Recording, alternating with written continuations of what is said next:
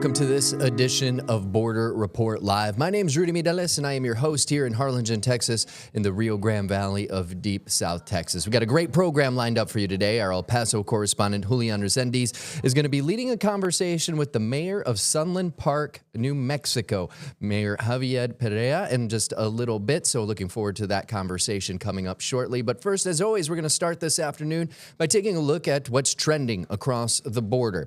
Now, as we told you earlier this week, the next city to undergo the Trump administration's immigration crackdown is Charlotte, North Carolina. A sheriff in the state says U.S. Customs and Border Protection personnel are expected in Charlotte this weekend or early next week. It is the latest Democratic-led city in the country to face the president's immigration enforcement operations. Activists, faith leaders, and local state officials in North Carolina's largest city had already begun preparing the immigrant community, sharing information about resources and attempting to calm fears. The local police department said it has no authority to enforce federal immigration laws and that it does not participate in ICE operations, nor are they involved in the planning of those federal activities. Now, as the city braces for ICE and Border Patrol to show up, local businesses and immigrant activists are doing the same. Reporter David Schumann has the story. For nearly 30 years, the smells of fresh bread and pastries have drifted from Manolo's Bakery in East Charlotte, an institution. But its namesake, owner and Colombian-born U.S. citizen Manolo Bettenker, says it's struggling. No immigrants are going to come to this bakery. And if I don't have customers, I don't have a business. Bettenker says his community has lived in fear since President Trump took office in January, not wanting to get together or even leave home. His bakery's retail sales are down 20% from last year. Now, several news outlets are reporting Border Patrol agents could be coming to the city Manolo loves. It just made me sick, man. Sick in my stomach. As an American citizen, I had to carry my passport because the way they look, the way they talk, and because my accent. In Chicago, protests and controversy have followed Border Patrol as it's carried out operations the administration says are meant to reduce crime and illegal immigration.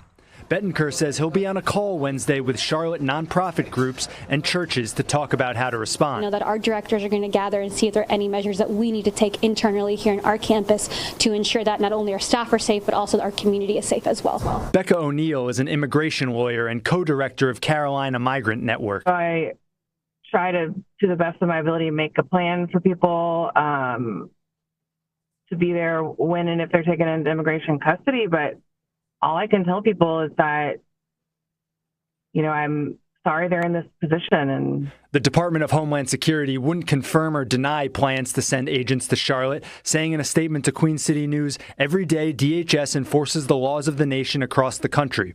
We do not discuss future or potential operations. Latinos are hard workers. We're people of faith. We love this country. So I just want to challenge people out there that have this negative stereotype about this community that's not true at all. That was David Schumann reporting. Bringing it back down here to the border in the Rio Grande Valley of deep South Texas, federal agents used what appeared to be a chemical agent during a raid here in the valley this morning.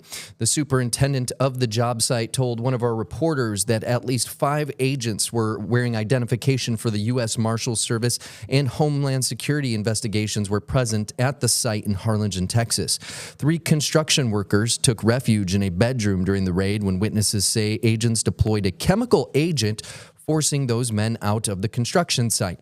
The superintendent of the job site says he's never seen immigration enforcement use that tactic before here in the Rio Grande Valley, adding that he's worked on several job sites that have already been raided.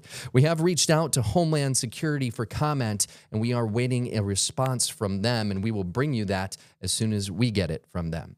Time now to bring in our El Paso correspondent, Julian Resendiz, and our guest for today's program, Mayor Javier Perea of Sunland Park, New Mexico.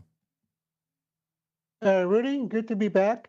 Today I have the pleasure of introducing the leader of one of the most unique communities on the U.S.-Mexico border. It is called Sunland Park, New Mexico. And what makes this city special, along with its people, is that to the side of it, we have the border wall and a big chunk of Juarez, Mexico. To the east, we have El Paso, Texas. And to the west, we have a desert which very often in the past few years has been used for various activities stemming from the South, including migrant smuggling. Today, we're going to talk to Mayor Perea about his city's experience in dealing with the migrant surge of the past few years. And then we'll move on to some of the opportunities that this growing small community in southern New Mexico has before it. I can tell you that Sunland Park right now is one of New Mexico's leading sale generators of tax revenue stemming from cannabis sales. Cannabis sales are legal in New Mexico, and the city being so close to Texas, very often is visited by people from Texas for this activity. But let's start from the beginning. Mayor Perea, thank you very much for being with us today. Can you tell us a little bit about your city's experience of the last few years amid this migrant surge? How your first responders very often were a lifeline to people lost in the desert, to people who were abandoned by smugglers, fell over the border wall, or fell over Mount Cristo Rey, which is a story of itself, what that holy mountain represents to the community. Can you talk to us about Sunland Park and its experience in the past few years with migrants? Absolutely, Julian, and thank you again for the invitation. And when it comes to the issue of immigration, this has been an issue for many, many years. And in situations where we've had a Republican-controlled government, with both in the Congress and presidency, and then a democratically controlled government with Congress and presidency. And it has been an ongoing issue. But when we were getting the large surges of people crossing over, our police department and our fire department weren't necessarily equipped to get to the hard-to-reach areas. For example, on Mount Cristo Rey, which is a mountain right on the border and has very, very tough terrain. Also, it's desert just west of us, so there's our fire trucks and our medical equipment couldn't get to certain areas. And when we got dispatched to certain situations for medical need, we had to be creative about getting resources out there. Since then, we've been able to secure funding and have purchased equipment that can access these difficult and hard-to-reach places. So that has been an expense and a burden that our community has faced, but it's based on the geography that we live in. That was one thing that we had to change in how our government provides services to the area. But beyond that, the city of Sunland Park, I do want to clarify that we don't partake in immigration enforcement. That is a federal responsibility. But when it comes to the public safety of our citizens, we continue to provide for the health, safety, and welfare of every citizen, every person that lives here within the city of Sunland Park, regardless of immigration status. And the federal government has that responsibility. Yeah, absolutely. Yes, one of the things that struck me while covering Sunland Park is how, especially the firefighters from your city, were able to respond and to get acclimated to all these situations. One time they took me on a ride, and they seemed to know exactly where most often migrants got lost in the desert. They seem to be prepared with the proper medical equipment in their vehicles to save lives, to provide what they say is cool down. In other words, a migrant has been in the desert for 2, 3, 4, 5 hours. His body temperature is rising, and your firefighters seem to be equipped to handle these emergencies. Can you tell us about some of that training or experience that has developed and what they do? Absolutely, and we're very proud of our fire department, where they've been able to, quickly adapt to these situations. We've been able to provide them with equipment, with fire trucks that can access the desert, with bigger wheels, not as heavy equipment like a pumper truck can't get through certain terrain, through ATVs for police and fire. Even the Rio Grande. I mean, we now equipped our firefighters to be able to do, to help them save people who might be drowning in the Rio Grande.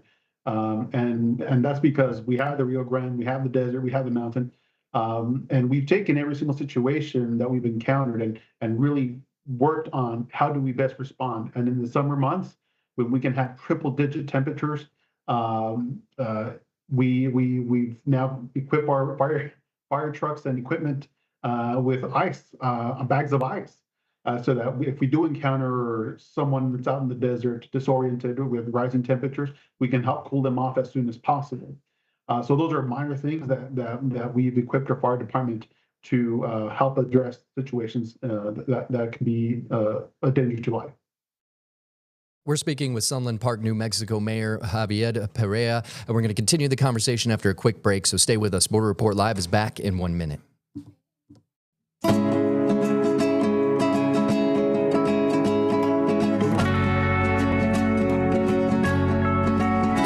Welcome back to this edition of Border Report Live. My name is Rudy Mideles here in Harlingen, Texas. Our El Paso correspondent Julian Rezendes joining us today, along with a very special guest for today's program, Mayor of Sunland Park, New Mexico, Mayor Javier Perea. Major, before we move on to talk about the other things that make Sunland Park special and unique, let me just finish up with the immigration issue. I think it's great that you clarify, and I know that this is a controversial topic, that your police officers do not in any way engage in immigration enforcement, which is a debate that many communities across America are having or were having during the search. But I do got to tell you that my mom lives in Sunland Park, and like many other residents of Sunland Park, we have found ourselves in the necessity to call authorities whenever we see people running to the property, or sometimes jumping the fence and hiding. And we get it. We understand that for the most part, migrants do not represent a danger. However, there's another situation that I've been made aware of by residents, and that is that during the search, pickup trucks with people, sometimes maybe armed or not, arrive to pick up these migrants. So can you tell us a little bit about the discretion, the dealing that your police officers have with the community when it comes to not going after the migrants, but monitoring for possible criminal activity? I have reported a number of occasions in which stash houses run by smugglers, not by the people, but by smugglers, were reported in your community. So can you tell us about the law enforcement aspect of the immigration that you deal with? Absolutely. And dealing with stash houses and that kind of situation, it's something that we do across agencies. So we do work in partnership with federal agencies when it comes to criminal activity. Like I mentioned, our priority is health, safety, and welfare of our community. And those people who are engaged in illegal activity, they should be concerned today and into the future, because we will continue to work with our federal partners each and every day to make sure that we keep crime out of the community. But seeing someone get into a vehicle is not necessarily a crime, but if that leads to further investigation with our federal partners, we're more than happy to cooperate in that regard. And that's also one of the things that makes Sunland Park unique. Being so kind of isolated and at the same time in the middle of it, it also necessitates your officers to have some extra abilities, extra training. I know that very recently, a few days ago, all of your police force got deputized by the Doña Ana County Sheriff to deal with any number of emergencies stemming not in Sunland Park proper, but in the immediate areas. Like we mentioned, there's a desert out there, there's a border wall, there's all kinds of unincorporated communities. Can you tell us about the recent deputizing of your entire police force to enforce laws beyond the city? Absolutely. We're very grateful to be able to announce a partnership with the Sheriff's Office to deputize cross-commission our police officers to be able to serve outside of our municipal limits. And this stemmed out of some issue and some criminal activity outside of our city limits and affecting the residents of the city of Sunland Park. And not having that authority to cross that boundary, we can do enforcement there. Because many times, the sheriff's office is not close to the area, and our police officers can respond a little bit faster. So being able to do that really puts us at an advantage in being able to address the safety issues affecting our community. So we're very proud to be able to work that partnership with the sheriff's office in Doña Ana County to address these issues immediately. What are some of those safety issues? I know that one of the main issues that prompted the deputizing of your officers was that people from outside the community come to the desert and start target practice or shooting, but sometimes those bullets end up hitting homes. Yeah, and that's what happened here in the scenario that led to these cross commissioning of the officers. It was vacant desert in the past, and people would go out into the desert and shoot their guns out there. But unfortunately, or well, fortunately for us as a city, we continue to expand, we continue to grow.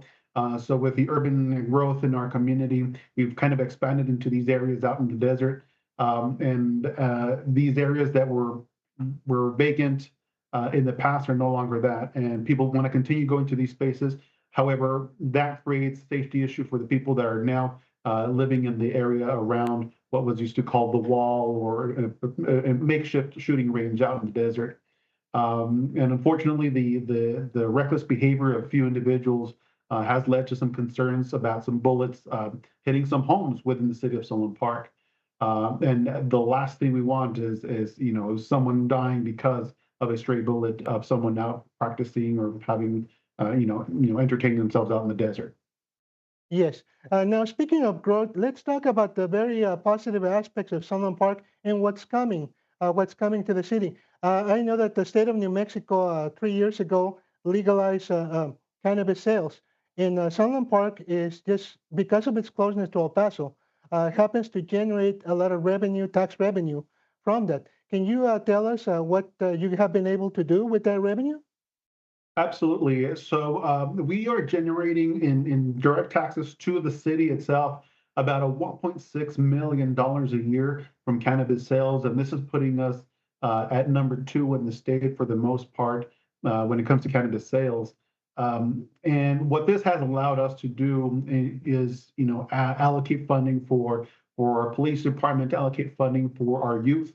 So we've engaged in a lot of activities for youth, and what we want to try and do is create an environment where kids don't have to access this type of activity, and by keeping them busy with youth sports. We have an art festival that includes lights this weekend, and we're trying to bring as many activities to our sports complex. We're developing that space so that the entire family can come and engage in a healthy way. So we are making investments in our youth. We're making investments in our public safety departments as well. So it has helped us with that regard. But I can tell you, $1.6 million is extra. We didn't count on that in the past, and that adds just a little additional opportunity that we didn't have before. All right. And finally, I'd like to ask you about another thing that makes Sunland Park unique. We mentioned its location. You guys are 500 yards from Juarez, Mexico. One of the fastest growing parts of Juarez, Mexico is the west side, Anapra, Camino Real. Now, for several years, in fact, for a couple of generations, the people of Sunland Park have been pushing for a border crossing, an international port of entry with Mexico. Can you tell us about the status of that project? Has there been any recent progress? Absolutely. So we submitted a presidential permit application for a new port of entry, for a non-commercial port of entry here within the city of Sunland Park into Juarez, Mexico, back under the first Trump administration. Then there was a transition. The Biden administration came in, and their focus was dealing with COVID. So our application kind of stayed there. And then now there's a change in administration once again. And what we're going to try and do now is update the environmental impact studies, and also take into account the fact that the Bridge of the Americas might remove commercial traffic from that port of entry and push traffic out to the east and west, affecting the Santa Teresa port of entry and the Zaragoza Ysleta port of entry. That might have an impact on our non-commercial traffic numbers. So we're going to update our studies to reflect that, and then we're going to resubmit the presidential permit application to this current administration. And our hope is that we can get approval of that in the near future. And with that, work in conjunction with the state in connecting the border highway connector, which is a new highway that the state is working on, that will connect the Santa Teresa port of entry with Sunland Park proper, and create a new avenue of cross traffic between both communities. That border highway will help us alleviate or remove traffic from the main road, which is McNutt Road, the heavy traffic from there, and move it off to the side. But in all, this will help provide additional commercial opportunities for the city, and that's exactly what we're looking for new commercial opportunities to expand and grow our revenue within the city and provide additional work opportunities for our residents here today. Yeah, speaking of the border crossing, what kind of impact would a new border crossing have, not just on your city, but on our entire region, and maybe also on the entire border at a time in which people are calling for more ports of entry, not less ports of entry? Absolutely. And that's the beauty about our region here is that it's not just one city, it's just not one community, it's an entire region here. It's El Paso, Juarez, Las Cruces, Sunland Park. We all have to be working together. And the ports of entries in this area have to work together. They're part of an entire system. So what you do in one affects the other. And studies have revealed that an additional port of entry is needed, one in Sunland Park and another one in El Paso. So it will have an impact with the commercial expansion of the area. And as we see the continued growth in West El Paso and in Sunland Park and the Santa Teresa Industrial Complex, we're going to see the more flow of both commercial goods and people between both countries. And that's, I think, very unique and very beautiful about our region is that we have so much opportunity. And building a port of entry here within the city of Sunland Park will provide both the agility of traffic between both countries, both commercial and non-commercial, and also new commercial retail opportunities for the city of Sunland Park, which in turn provides new revenues so we can continue to improve the quality of life of the people that we serve. And finally, Mayor, I'd like to ask you about that mountain. A lot of people call it a holy mountain. It stands 4,700 feet above sea level. You can't miss it if you ever drive to El Paso. It's got a large figure of Jesus, Christ the Redeemer. Can you tell us about the pilgrimages that take place in that mountain in your city every couple of years? How people from all over the Southwest and some from Mexico come on those pilgrimages and what they mean for your community? Absolutely. So Mount Cristo Rey is owned by the Catholic Diocese of Las Cruces, and they have this cross at the very top, which attracts thousands of people every single year. And actually, their pilgrimage this year is, I think, in a couple of weeks. This week or in a couple of weeks. And this is the time that people use to give thanks to God and give Him honor. And that in itself is an identifying marker for the city of Sunland Park.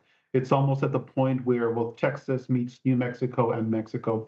And we're very proud to have that as part of our community. And that's a unifying factor across the entire region. We've been speaking with Mayor Javier Perea of Sunland Park, New Mexico. An incredibly informative discussion on the city that he is leading right here on the border. It's amazing how similar all these border cities we all are to each other, but yet so different and unique in so many ways. So we appreciate you joining us today, Mayor. No, thank you. Thank you for the invitation. All right. Well, stay with us. We got a couple more headlines to get through. Border Report Live is back in 1 minute.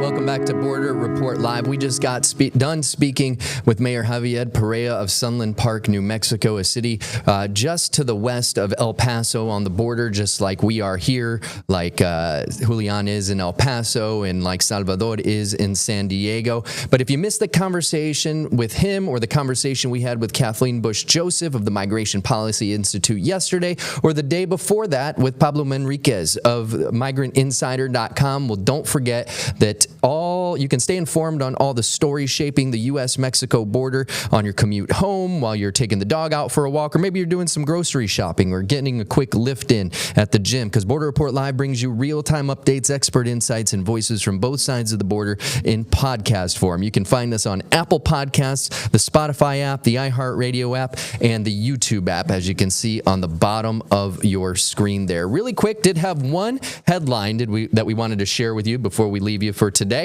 California state officials say they plan to revoke 17,000 commercial driver's licenses given to migrants. This comes after they discovered the expiration dates went past when the drivers were legally allowed to be in the United States. The announcement follows harsh criticism from the Trump administration about California and other states granting licenses to people in the country illegally. This issue became a big problem when a tractor-trailer driver not authorized to be in the country made an illegal U-turn and caused a crash in Florida that killed 3 free people. Attorney General Pam Bondi said, quote, California's redistricting scheme is a brazen power play. Newsom said these losers lost at the ballot box, and soon they will also lose in court. And really quick, wanted to remind you to check out our partners at Political Power Ranker. It is a show weekly that tracks the movers, shakers, and rule makers in American politics. This week's episode is all about the Arizona governor's race, so you're not going to want to miss that. That's going to do it for us today. For Julian in El Paso, my name's Rudy Mireles here in Harlingen, Texas. We'll see y'all next time.